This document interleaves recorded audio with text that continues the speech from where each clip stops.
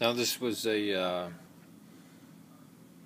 Christian book. It was written about 100 years before Christ, but it was in the collection of of what would become the New Testament.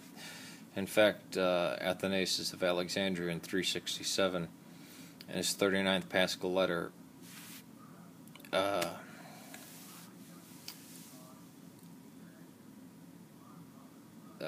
had a foreword saying you should read this before you read any of the New Testament. He did this with the Didache as well. And in what gets called the Old Testament, the righteous man lives a long time, 120 years, or his days are long.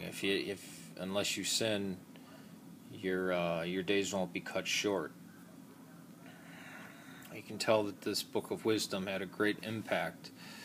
It's called Ecclesiasticus, or the Wisdom of Solomon, but everybody knew it wasn't written by Solomon. It was kind of attributed to him as prestige. And it even says in here, it was Jewish community, translated into Greek. It may have been written in Greek, patterned after Hebrew verse, and this is one of the disputed books whether it would go into the Old Testament. I think it's a valid book for the Old Testament. So does the Oriental Orthodox, the Eastern Orthodox, the Roman Catholic, the Assyrian Church of the East. But this book adds humanity to it, and it's obvious that Christ read from this book. Now,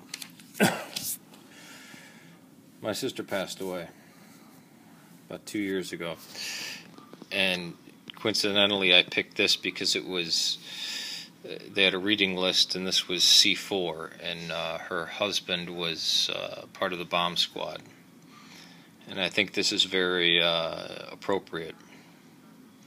Again, why do bad things happen to good people? This is on early death.